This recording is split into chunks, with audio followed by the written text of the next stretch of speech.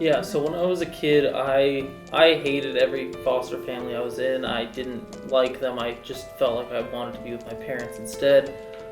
Realizing that maybe this thing that I wanted so badly, this thing that I, got so mad about really wasn't that good for me. And so I've got 6 sisters, and one of them has 2 sons who I see somewhat frequently. And she has custody over them, but I have 2 other sisters who between them have about 11 kids, and all of those kids are in foster care. That does tend to happen, right, where you end up with a lot of desperation. You're putting yourself into that cycle, and not that everyone will end up a victim of that cycle, but it's just nice to think that maybe you could change that for someone. I questioned whether or not there was a God a lot of times as a child, even though I was raised in a completely non-Christian household. Like, God was there with me when I didn't know about it, I didn't know God, but He knew me. It's by God's grace that I'm where I am today. I think the main thing is that I was coming out of a very vulnerable situation. I ended up growing up in the foster care system. Throughout that time, I fixated on rebuilding my connection with my family. But I had my father pass a few years after exiting care.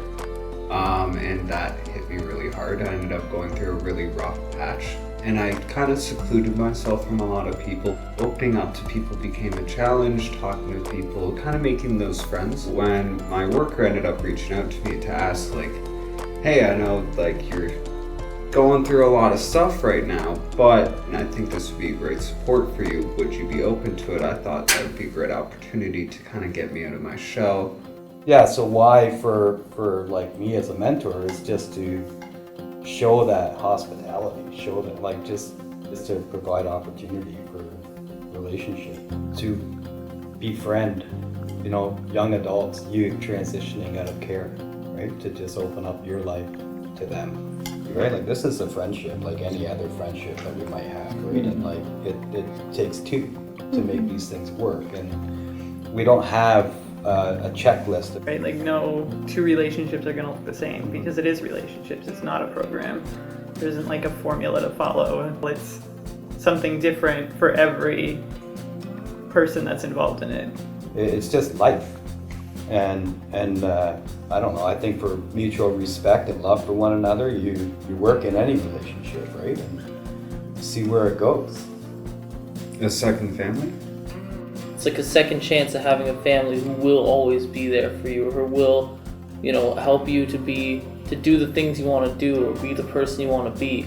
Help teach you things that you don't have somebody else to teach you, or help show you things about life that you never even knew about. Or just for the confidence that somebody's in your corner. I remember hearing about someone who didn't go to their graduation because there was no one who would go with them, right? So just having that support where it maybe gives you the courage to apply for a job that otherwise you wouldn't, or make steps towards something that otherwise you'd maybe shrink back from. And when you transition out, you're done. These youth have no ties anymore, right? And if they haven't developed or gotten back to family or created good friendships, you're left with nothing. Well, we initially met because you reached out with an application, right? Yeah. With interest in Safe Families Plus. So then we met with Hildy and Tom. So God had pretty big plans for ours, because he started off with okay, we're gonna get to know one another. So almost like dating. So the first time we met, we talked about, he said he wanted to get his M license. So you ever rode a bike? It's I've never ridden a bike. I said, okay, that's a problem. We have a little dirt bike, so I took him to a friend's farm to teach him how to ride a bike, and he was doing awesome. That really sped up the relationship. He even led to him meeting our friends and a little bit of our extended families and friends who said, hey, let me know if you need a hand, I can help. And then, one of my buddies ends up driving me once or twice, and it was awesome. And it just happened naturally, that support skill just naturally grew. It wasn't forced, it just happened. Yeah. It shows the care that you have, you know what I mean? That shows that it's not just it is a friendship, but it's not just a friendship. If your buddy broke his finger that you've known him for 20 years, that's less of a big deal than this this guy that you just met him and you're taking him under your wing in a sense. Yeah. And you care for him. Like, he gets injured and you get genuinely concerned. Oh yeah. If I'm mentoring somebody, that's not my job. I'm not getting paid to do it. I'm doing it of my own free will because I want to be there for that specific person. And my pastor emailed me and said that I think that this is an area that you might excel in, that you might be able to affect somebody else's life, and it might be able to affect your life in a way. So then I came to a couple of meetings and a training session that I didn't know was a training session at first, but it was a training session, and then I was in. So that was exciting. Then it was a waiting game for a mentee to come in, and basically praying that when one does come in, just to be able to accept that role. And It take very long for a name to come up for a mentee for me.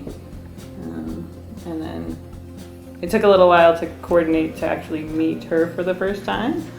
And then, we met with Hildy with her social worker as well. And my mentee, the four of us together at McDonald's.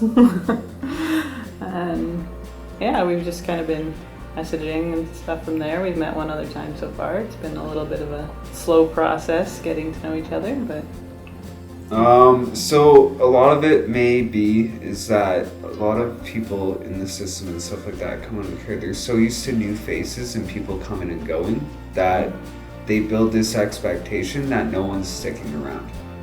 So when someone's like, oh, well, we're here to stay, all that stuff, we've heard it a million times. So it takes that time to build that connection. So a lot of youth will be very hesitant to be like, okay, I'm willing to accept you in. Because 9 times out of 10, people will leave, and we're used to a lot of our relationships being very, very short. And I also find that I think there was a pattern where, for me, when I was growing up, the people that I shouldn't have trusted, I did trust, and the people I should have trusted, I didn't trust. And I think it's because when I was taken from my family, the people who showed the traits of being trustworthy and showing the traits of being actually good people, were like the fax worker who took me away from my family. So that immediately made it a red flag for me that don't trust people like this when they were genuinely good people trying to help little kids, whereas people like my parents or some of my friends when I was in the foster care system, and they had a lot of traits that don't necessarily point to somebody who you should put your trust in. And I found that a lot of the times I found it hard to trust people with good intentions, but a lot easier to trust people with bad intentions. Listening to you two speak and listening through your experience and just having like that community around you, just the support, like, hey, if things are going slow, like, don't worry. It doesn't all just happen in a flash. Hearing the different ideas about what you can do or what you shouldn't do, or just to being able to bounce off each other, pray for each other, just that community of people. Like, we're trying to root for these young individuals, but we have people rooting for us as well. If you have a question about anything or if you need support, there's a whole group of people that are willing to speak into that. Him being welcomed into like our church communities and our friends and our families, like there was connections made already. Like Sarah and I took our kids and went away for Christmas break.